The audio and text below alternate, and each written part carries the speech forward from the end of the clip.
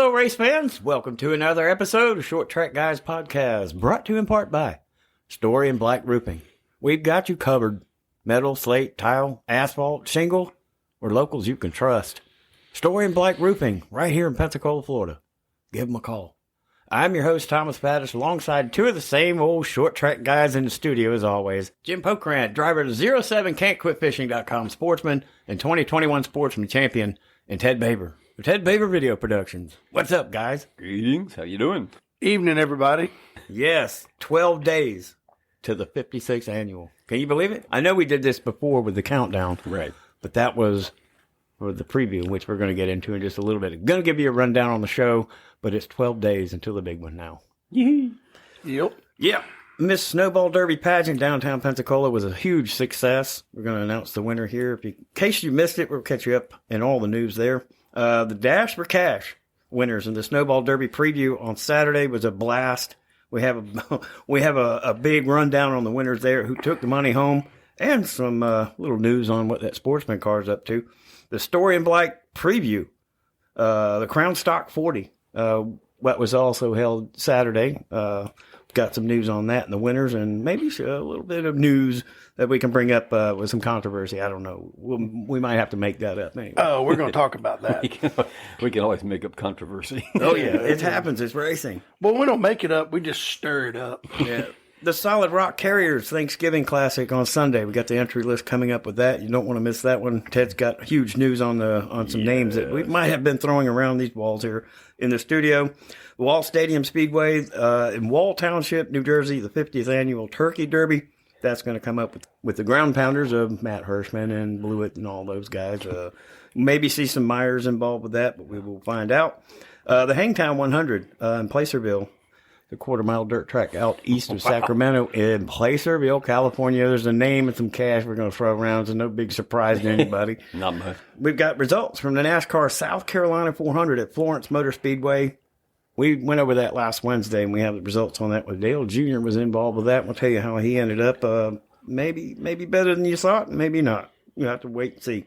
The Bill Bigley entry, the 8th annual Memorial 128 down there at Freedom Factory in Bradenton, Florida, coming up this weekend is a huge deal, and we've got the entry list on that. Let's talk about the Derby, the pageant that went down in Pensacola this past weekend. Berkeley Harp. Congratulations, girl. Beautiful, beautiful ceremony and everything, celebration. You guys were down there. It was a nice time.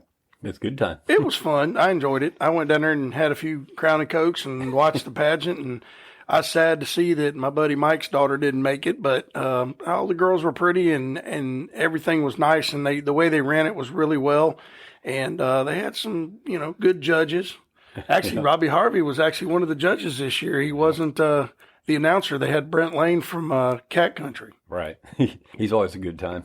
Oh, he's a knucklehead. Yeah. But we had a good time. It was enjoyable. Then walked around downtown after that and saw some of the sights. But man, it was great. And congratulations to that young lady. We get to see her all year this year. Yes. Yep, wearing the crown. She got $1,000 and some jewelry. So she'll represent Five Flag Speedway all year. I am sure.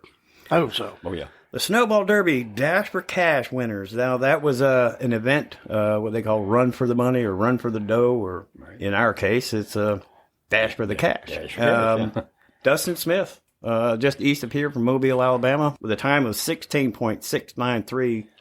That was pretty close to the second guy, wasn't it? Just barely outran. Yeah, like 100, a couple hundredths of a second. Connor O'Kresick and them were just shocked. They couldn't believe it. 1,000ths of a second. Yeah, that was insane. It's like 6 inches. Yeah, 16.694 was Connor O'Kresick, and that 1,000th of a second earned him $500. Terry Seneca in the Pro Late models with a 16.862 took home $300 in a Seneca chassis. Yeah, reckoning that name, he builds those cars. So, yeah, and man, Orion ain't no slouch. No. So, I don't know if Terry's going to run the car at the Derby or not, but that's pretty interesting. Well, he's got $300. To start. Kyle Purvis in the Modified, Timothy Watts in the Outlaws. Wow, shocker. Timothy Watts in the 28 car in that Outlaw. He just took home the money. And he's going to be someone in the Outlaws really to look for, too, as well as Kyle Purvis in the Modifieds. Right. That's going to be, those are two that want to watch. And I kept thinking Kyle Purvis had something to do with Jeff Purvis, but he's No, he's run the Modifieds of Mayhem for a while. And matter of fact, there was a couple of years ago, he came down here, won a feature on Friday night, got in the truck and left, and went all the way back to Ohio and won Saturday night. Wow. Dude's from Ohio. He's a modified ace, man. I don't know if he's anything for Cody Stickler, but that's going to be a battle. Yeah, definitely. Yeah, no, one of the truck competitors that we were mentioning last week, Trace Capers, takes home the money in the pro trucks, and what can you say? He's probably gonna put up a little fight with Grant Thompson this year, I would imagine. Well, if you remember, he beat Grant the championship night. He won the race, and he's running the top 3 almost every time this year. He's unloaded that at 01 truck. I call it the 10 truck. I apologize to Trace Capers and his team. It's the 01. Good driving young man, good truck, and man, good luck to them at the Derby. Yeah, a lot of it is luck. I mean, you can get out there and you can get tore up quick if you're not careful. Yeah. Oh yeah. Yeah. Then we moved to the Sportsman. It was James Patrick. What do you say? You know, these guys, you got some work cut out for you. And Jim happens to be a Sportsman champion here, talking about it, and was out there practice. And how did your preview go? It went all right. We got one good run in. Car's comfortable driving. I just don't have the speed that the 11 car has, and I wonder why. You know, and I've said this before, and I'll say it again, and I'll continue to say it. We need a tech crew. We have none at Five Flag Speedway. There's some people that need to be in there looking for stuff, because this gentleman gets on the internet and cries and whines about how everybody's cheating, but yet he straight away us in the last race. Yeah. 19.5. You realize that 2 years ago, the fastest qualifying lap was a 21 flat. Right. Mm-hmm. Now we did 2050s last year on 7-inch tires. Now we're down in the 19.5s. Now you tell me that car's legal? I'm sorry, but he cries about everybody else, but yet he showed up with a body on that car. I guarantee you ain't legal, but okay, do what you got to do, brother. And it's on you. It's on the track to find it, but they wonder why the Sportsman class is shrinking. I mean, to be very honest with you guys, I'm thinking about selling my Sportsman and building me a Crown stock, because it's gotten to the point where I can't afford the expenses. Yeah. I mean, even with good sponsors that I have and the people that help me, I just can't afford it. I mean, to upgrade my car to what they've let them run now, that they're actually adding stuff to it this year, it's $5,000. I don't have $5,000. Yeah. So I'm thinking seriously about building me a Crown stock and go have fun all across the country. I can run that car up at Winchester. I can run it at Bristol. I can run it at South Florida. I can run it all over the place. Yeah. And have fun too. Yeah, and enjoy being in a race car and not spend every nickel that I've got. Well, rule creep will get you. I mean, if they let you get one thing and then they start fussing, they want something else, and Well, if everybody remembers, there's a bunch of cars sitting around from the old super stock class that they eventually let them put aftermarket bodies on, and then the class dwindled down to 4 or 5 cars, and it went away. I know where 4 of those cars are sitting right now, and they're worthless. Right. Because the rules have changed, and you can't do anything with them anymore. In my opinion, what we should have done, and I know hindsight's 20/20, they should have combined Sportsman and Pure Stock and made the outlaw the Crown Stocks the beginner class. Right. But they've screwed that up too, because now everybody can drive a Crown Stock. So why wouldn't I run one? Well, the intent behind the Outlaws was to get some of the old late model cars back out of the shed, and that didn't work out. Oh no, not when you got brand new chassis running in it. You know, it was a big spring deal, and then then we let them run coilovers, and then everybody started coming in with new stuff. Yeah. Same thing with the trucks. The trucks were, a guy who runs Sportsman could pull his 602 out, sell his car, buy a truck, and be competitive. Yeah. That's all gone now, and these promoters don't understand this. I remember talking to somebody who had just bought himself or had built an Outlaw stock. He said he got $80,000 in that car, and why? Yeah. Well, when you can win I think it pays $1,000, $1,500 to win a feature. Yeah. I mean, look at our class. We ran the season championship race. Tim paid us $500 to run. We run extra laps, and we got the same amount we would have got if we'd have run 25 laps.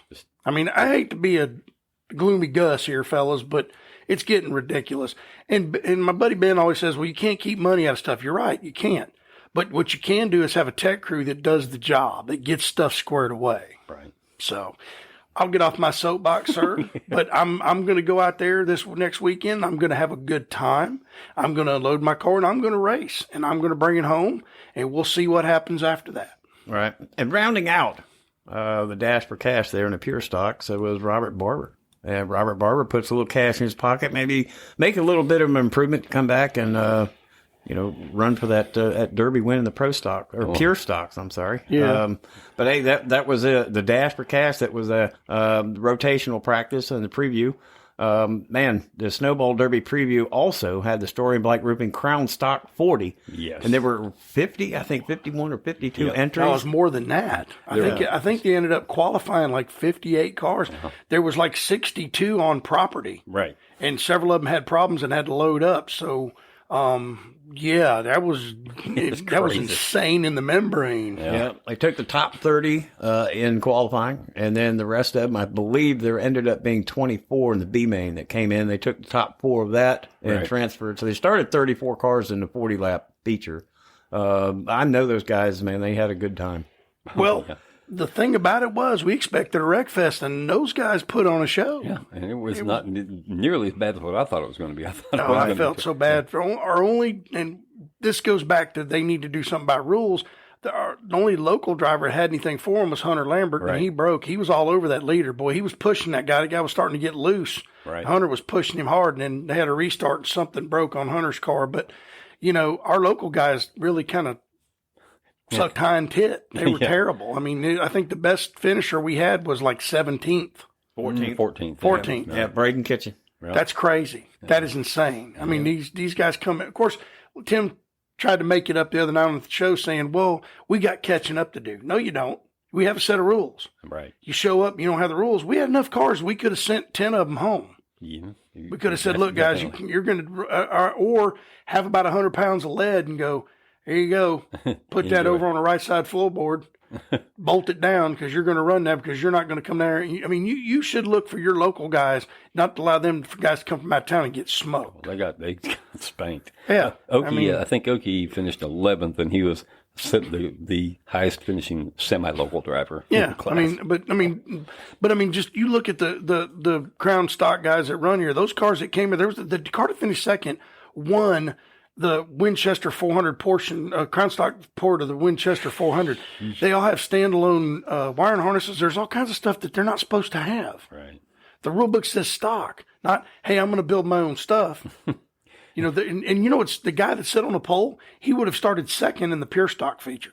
Right. Wow. Lord. Yes, and probably could have ran with the pure stocks. Would have finished top 3 in the pure stock division. So you tell me what needs. I mean, and like I said, I'm sorry I don't mean to get on my high horse, guys. I don't. But as a racer who loves doing it, and it's getting to the point where a guy like me is being pushed out the door. Right. But the guys with money who want to build $20,000 race car to win $500, they don't care. But they could move up a class and won't because they suck when they move up. And that's just the truth. I've seen it happen with several drivers in our division that moved up to the trucks or whatever, and they were terrible. Right. Had to move back to sportsmen because they can win in that class. Oh yeah. So I can't say much. I've been in that class for years, but I don't win every single race either. And you saw what I won the championship with, and they got protested. So yeah. But what a great race! I mean, I would love to see him on a regular Snowball Derby weekend. I think that'll happen next year. They put on a show. It was, and like I said, we expected a lot of wrecks and problems. Yeah, it wasn't really that bad. The only dumb thing I saw was a guy running second in the B main, hooks the leader, and wrecks him in the third place car. Yes. That was so stupid. They were both in the race. Yeah. Why don't you just get on the radio and tell your spotter to the guy in front of you, hey man, we're just going to ride right here. All 4 of us need to get in line. He wasn't in there. He drove up in there and hooked that old boy. He got Rich Bickled. Yeah. Well, the leader luckily saved it. Yeah. The guy that didn't, but he got turned and hit the outside wall, and then the other car wrecked and hit head on, and he didn't make it back into the race. I'd have been mad. Oh, very. But what a good show. What a great show. I look forward to next year with those guys. Yeah, not such a beginning class or even an entry level. Zachary Curtis down there in Central Florida area comes away with the win. Mike Stacy from Springfield, Ohio comes in second. Chucky Hearn from Homosassa, Florida comes away in third. Tony Bromley from Jacksonville, Florida is fourth. Dustin Wilson from Bradenton, Florida, down there where we just talked about in that Freedom Factory area, comes away fifth. And beginner class or entry level, they put on they acted like and drove like professionals. Yeah, they did. Yep, better than I say some divisions I've seen. Speaking of professionals, we have a few in Well, the Solid Rock Carriers Thanksgiving Classic this weekend coming up with the entry list with Ted, and that big race is coming up on Sunday. Yes, it is. It's going to be a great show. There's no doubt about it. Let me run down the list of entries we have so far. I don't know if it's going to get expanded or not. We'll check it out and find out. We have Chase Burrow, Brendan Queen, Ronnie Bassett Jr., Mason Bailey, Alex Fleming, Cody Bryant, Deke McCaskill, the name we've discussed every once in a while here before, Trent Barnes, Andrew Grady, Clay Jones, Adam Resnick, Garrick Bird, Jake Crum, Jared Fryer, 2 names we've kicked around quite a bit, Ryan Millington, Caden Honeycutt, we heard a lot from him, and the best name so far that I've heard, Truett Monkey Miranda. You gotta love somebody who gives himself a nickname Monkey, or somebody gave it to him. I don't know how he earned that one, but then there's Josh Dickens, Cole Bruce, Aaron Donnelly, Dylan Newsom, Jonathan Findley, Michael O'Brien, Josh Berry, who we'll be talking about some more here in a little bit, Katie Hettinger, Dean Shiflett, Adam Murray, and Doug Barnes Jr. Wouldn't you love to hear Robbie Harvey say Butterbean McQueen? Yeah. I think that would be a good one for him. Go along with that Jackson Boone. Jackson Boone. Yeah. How long can you hold it and Bubba? I think we were supposed to come up with a nickname for not Brendan, but there was another one because we've done the Minnesota Missile. Yeah. We've done the Timinator. Yes. Actually, Ted has. Well, I mean, the Short Track Guys podcast crew will take credit for all of that. But there was another one, I think it was in this mix that we're doing that we'll figure it out. Well, we'll have to come back to that. Yeah. So that one is Southern National Motorsports Park this coming weekend. The Turkey Thanksgiving Classic 2023 Thanksgiving Classic entry list there. It's going to be a good one. We'll touch base on the results on that next Wednesday. We got to go again. There's another one, 50th anniversary Turkey Derby at Wall Township, New Jersey, the Wall Stadium Speedway, with the ground pounders and some guys named Matt Hirschman or something like that. Yeah, that guy. Yeah. And Jimmy Blewett and all the guys up there in the ground pounders. Man, that's anytime you get to see highlights of those ground pounders and the modifieds, they get it done for sure. Yeah, that Hirschman guy, I think he's won a couple of races One or two, this year. Just a few. He did just enough to get on the radar, I think. just enough to make everybody else go, him again. I would expect to see him down at Speed Weeks in New Smyrna this he was there last year and killed their butt. He won everything last year, or this year, I should say, because it's still this year. Everything outside the modifieds he can take care of for sure. Yep. Okay. And this is another one's a Hangtown 100 at Placerville. Oh, my Lord. Speedway, just east of Sacramento. It's a quarter-mile dirt track. The big winner and a little bit of cash, I think it might be $25,000. Yeah. USAC National Midgets, a guy named Kyle Larson. I've heard of him. Oh, that guy. That guy. Driving for HendricksCars.com, the number 1K. It wasn't exactly given to him. It wasn't. No. He started 16th and methodically worked his way like Kyle only knows how to do, and got past a bunch of good names we're going to throw out here in just a second. Yeah, and there was watching the guys literally hit the cushion, and then hit the wall, just roll over, flip about 27 times. It was awesome racing. Gavin Miller, the driving up there in front, and I think it got away from him a little bit, and the right rear tire caught the fence up there in the cushion and kind of turned him sideways, and he did a little gymnastics move down into turn 3, and luckily he was safe and walked out of the car unscathed, but the car not so much. No, he was a little disintegrated. Kyle Larson, Logan Seaby, Shane Golubic, Justin Grant, and Carson Macedo, the top 5 there. Emerson Axum, Buddy Copoid, and some of those guys that we have thrown around in this studio. The walls have heard more names than that they have, but they put on a great show. And anytime Kyle Larson gets behind the wheel, I don't care if it's a tricycle, he's the favorite. Yeah. I'm interested to see Indy at the Indy 500 next year. Yeah. I think he's going to probably do better than I think Kurt had the best finish of any, or maybe it was Robbie Gordon. Yeah. That's had the best anybody tried to double. Or Tony Stewart. Maybe it was Tony. I don't know, one of those three. Yeah. But I'm interested to see how well he does, because I'm telling you, everything he adapts to, he kicks behind in, so it's going to be interesting. Be fun to watch. Yes. Yep. And be fun to talk about next week, too. Oh, yeah. So we go to the results there for the South Carolina 400 at Florence. We got mentioned that last week. This was a big one with Dale Earnhardt Jr. And some of his, I guess, what do you call them, proteges? Yes. Carson Quapple, and I don't know if Caden's with Junior Motorsports. He is. They are. They both They drive for Junior, but the 62, Josh Berry, is now with Kevin Harvick. But they're all together because Harvick, Earnhardt, and Jeff Burton now own the Cars Tour. Yeah, and been very successful, too, and they had a lot of cars this past weekend. With Cade Brown coming away with the win, Caden Honeycutt, Carson Quapple, Josh Berry, Brendan Queen, the top 5 there. 250 laps, and the difference between first and second was 1.819 seconds. There's a pretty big gap there at Florence. Junior comes away 8th. Connor Zilich. Stephen Nassy was down there, finished 11th. Sam Yarborough was 15th. He actually won, I think, the locked-in 150, which granted him the pole, but he ended up 15th. And Katie Hettinger, not the finish she expected, but comes away 18th. And Doug Barnes Jr. running out, I guess, down in the back. Not good for him either. Something probably mechanical, I would guess, but Doug Barnes Jr. was 23rd. But that's one of those races we need to put in that field of dumpsters that we have, South Carolina 400. Any Cars Tour race actually would be a good one. I tell you what, there was some young kid that showed his behind. I saw the video of it today. He was a lap down, and they kept trying to stop him and put him to the tail of the field, and he kept swerving around the official, and they finally parked him, and he did this stupid burnout down pit road and then got out of the car flipping off officials. I believe that kid should be suspended. That'll make some friends and influence people right there. Yeah, that helps sponsors and everybody else just want to go, that's my guy right there. I want to help him. Yeah, I want all his stuff. Help him off the track. That kind of activity is not really welcome and not safe for anybody. And I think it was a family member or a crew member or something got involved with that, and they are facing disciplinary actions, and which is well deserved. You just don't pull that kind of stuff; it's too dangerous. No, I mean pull in, flip the tower off. That's you're mad. They get that. They won't suspend you for that. But doing a burnout down pit road, suppose your throttle hangs. Yeah. And then you go driving into somebody's truck or somebody standing there and you lose control of your car and you kill somebody. It's dumb. Don't speed down pit road. Don't do anything stupid like that. Get on the racetrack and handle it. But good Lord, people, pay attention. And these young kids need their dad to take them out of the car, take them over the knee and give them a good spanking. Yep.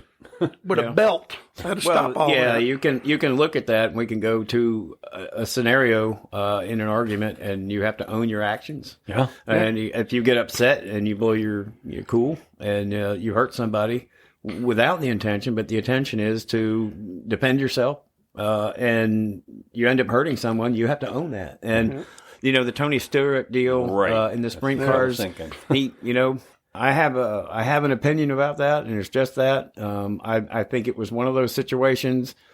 His attitude got to him. You're not going to point the finger and say, "What about me?"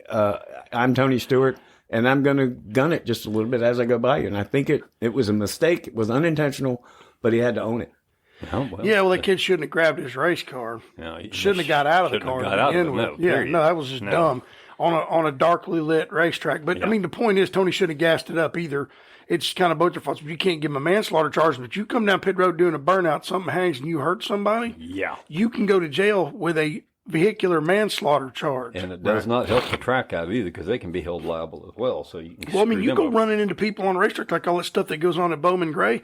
They do not understand that you plow into somebody like that and they get hurt. You don't think you can sue? Oh, yes, you get a good enough attorney. Yeah. Well, that was it. You have to own it. If you're going to make that decision, you don't understand the consequences until it happens. You just don't do it. And the thing is, that when this all changed for me years ago, when a lawyer convinced a jury that a sprint car is a street legal vehicle, should have insurance and be registered, because the guy flipped a sprint car and killed the flagman, and his flagman's wife sued the race car driver and won $1 million from this poor old truck driver. They'll never see $1 of it. Wow. But to me, then, if that can happen, that little piece of paper you sign that's a waiver, don't waive nothing. No, it's not even worth the paper it's written No, on. it's not. It's just something they have to do. Yeah, just don't do it. Don't do it. Don't exactly. do it. Just don't. It's You want not to get worth out. it. You want to get out and go throw fisticuffs? Go beat the crap out of each other. Leave the cars out of it and stop trying to hurt other people. All right, that's where the boxing ring and the boxing gloves come in handy to put in the racetrack, put it right there where the start-finish line is. And if somebody wants to go after it, after the race, then, hey, here's your gloves and go after it. Who do you want? Ring that bell. Yeah. Ding, ding. That's it. It's safer, and it's more entertainment on top of the ticket prices. Yeah, that's right. That's true. Yeah. That's yeah. Well, the big one this weekend, the 8th annual Bill Bigley Memorial 128 down there. They've got over 51 late models down there, and I have just a snippet. I'm going to do the top 5 here, just from looking at the entry list.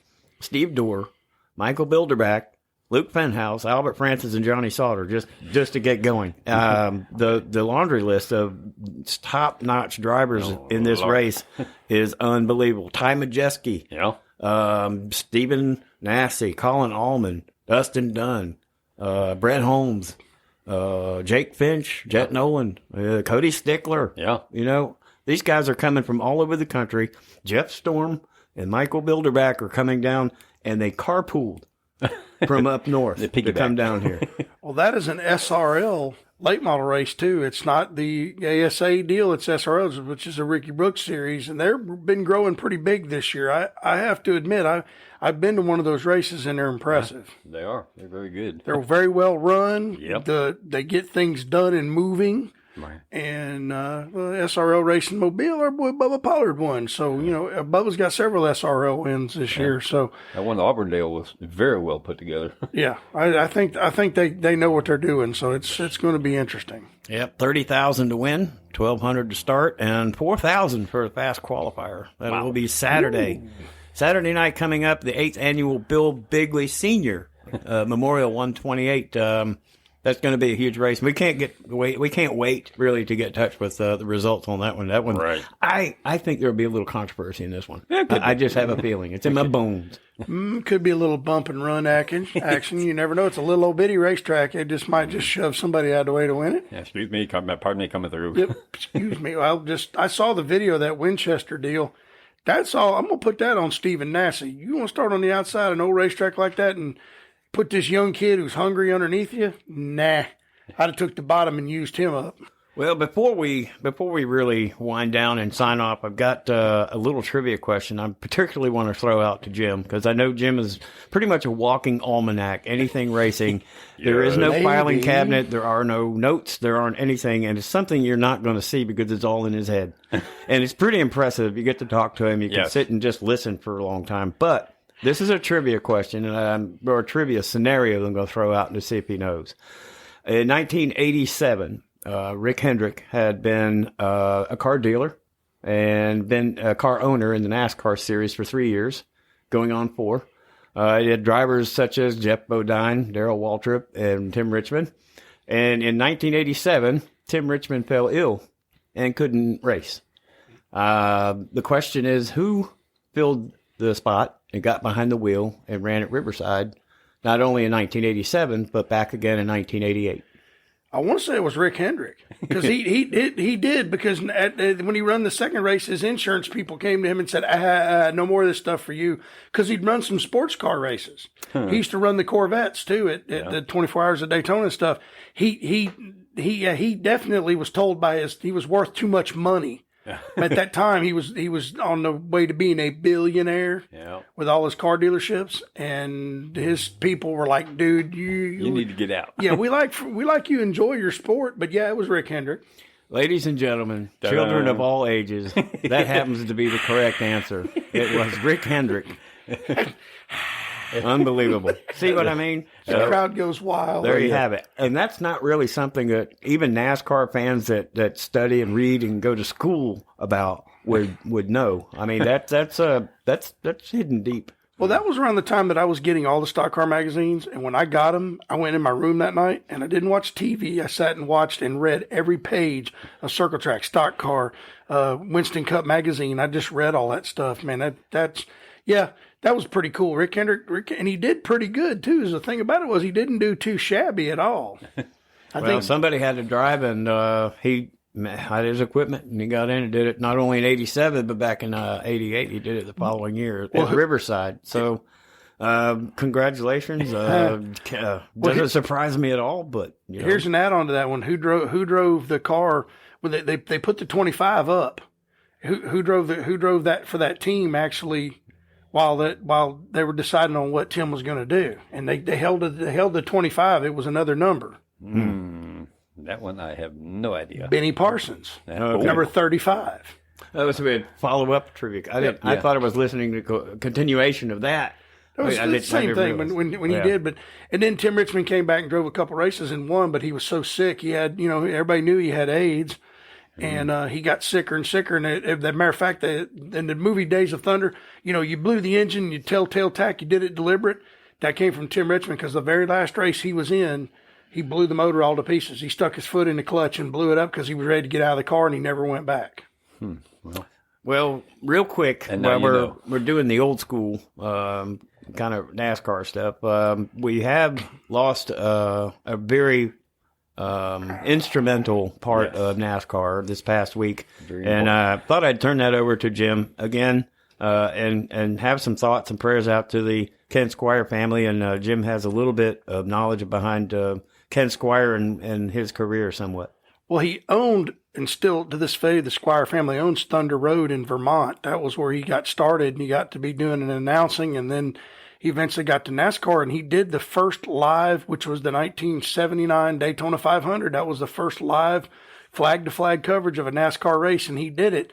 Yeah. And, his famous, there's a fight. They have lost. The tempers are flaring, and then he had to, I said, what was funny is when they did that race, they had to remember that somebody was going to win the race. They were talking about the wrecks. Because Mike Joy was one of the commentators for MRN. He's like, it's Petty and Waltrip. But my favorite, of course, is when Squire called Darrell Waltrip in the 89 Daytona 500. It belongs to Franklin, Tennessee's Darrell Waltrip. I still get goosebumps when I hear that because Ken Squire was a great announcer. Yes. Probably my favorite NASCAR announcer of all time.